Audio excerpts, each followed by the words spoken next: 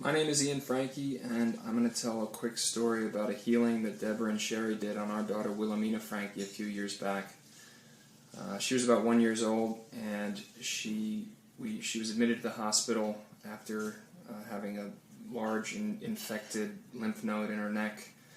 CT scans showed that she had a large pocket of necrosed infection that essentially antibiotics intravenously put into her couldn't even kill. So they decided that they had to do a surgery. As parents, we were extremely nervous. We didn't know what to expect, and actually, in the throes of that, my wife's family reached out to Deborah and Sherry to do a spiritual healing.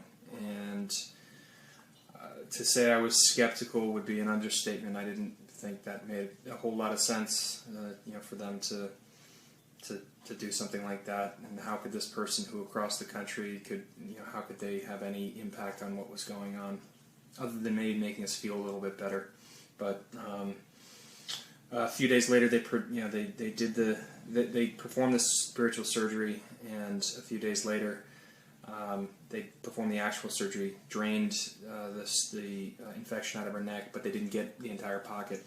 And after a couple more days, we realized that this was a really bad situation, and then at that point, what can only be called a miracle occurred. One night, pus started to come out of her ear. The infection in the back of her jaw, the pocket that they couldn't get in the initial surgery, started to drain, and in that draining, it essentially was a medical mystery how it could have happened. A piece of soft tissue actually separates the ear canal from where that pocket was, and it gave way.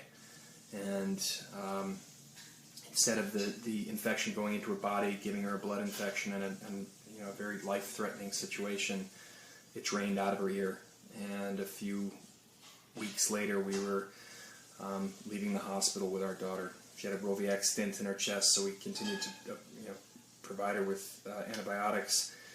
But when we got home, I actually did listen to the spiritual surgery, the recording of it, and I was almost brought to tears. It explained the different experiences. It explained the relief. It talked about pains in her chest and the timing of which things would happen, and I was blown away. And it was a true miracle what happened. The doctors didn't know how it could have happened, but it did.